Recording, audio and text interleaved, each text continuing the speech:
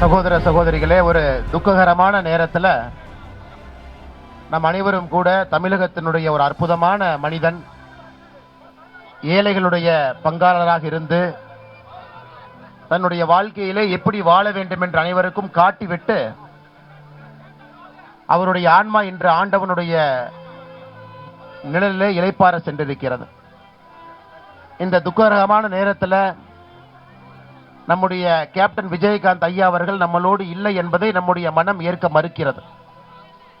ஒரு சாதாரண குடும்பத்தில் சாதாரண மனிதனாக பிறந்து தென்னிந்திய சினிமாவிலே கோலோச்சி அரசியல் உலகத்தில் தமிழகத்தில் 2 ஆளுமைகள் இருக்கும் பொழுது மக்கள் 3வதாக ஒரு தலைவருக்கு தன்னுடைய அன்பையும் அரவணைப்பையும் கொடுப்பார்கள் என்பதை நமக்கெல்லாம் காட்டி ஒரு அற்புதமான அரசியல் தலைவராக இருந்து தமிழகத்திலே ஒரு புதிய அரசியலுக்கு முயற்சி எடுத்து நம்முடைய பாரத பிரதமர் நரேந்திர மோடி ஐயாவுடைய அன்பை முழுமையாக பெற்று 2014 தேர்தலில் மோடி ஐயா அவர்கள் நம்முடைய பிரதம மந்திரி வேட்பாளராக இருந்த பொழுது தன்னுடைய முழு ஆதரவையும் கொடுத்து பிரதமரோடு நின்றவர் நம்முடைய கேப்டன் ஐயா.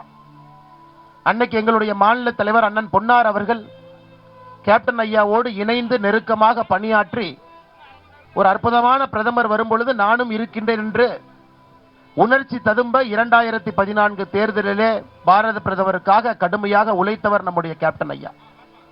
இன்று இந்த மீளா துயரத்தில் இருக்கக்கூடிய வேளையில நம்முடைய பாரத பிரதமர் நரேந்திர மோடி ஐயா அவர்கள் நம்முடைய உள்துறை அமைச்சர் திருமதி நிர்மலா சீதாராமன் அம்மா அவர்களை இங்கே அனுப்பி வைத்திருக்கின்றார்.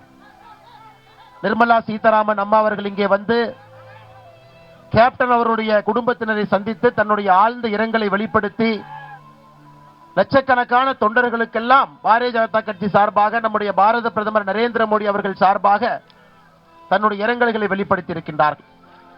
இந்த நேரத்தில் நாங்கள் உங்களோடு இருக்கின்றோம், கேப்டனோடு இருக்கின்றோம். கேப்டன் அவர்கள் எங்கே இருந்தாலும் கூட அவருடைய ஆன்மா தொடர்ந்து தமிழகத்தினுடைய அரசியலை வழிநடத்தும் என்கின்ற நம்பிக்கை எங்களுக்கு இருக்கு.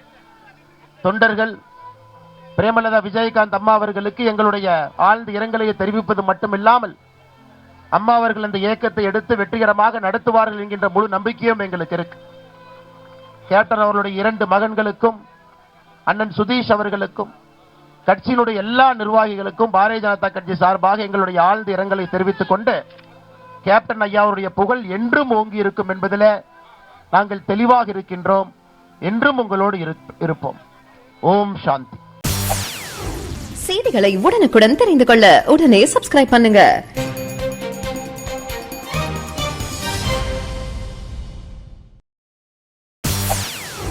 செய்திகளை உடனுக்குடன் தெரிந்து கொள்ள உடனே சப்ஸ்கிரைப் பண்ணுங்க.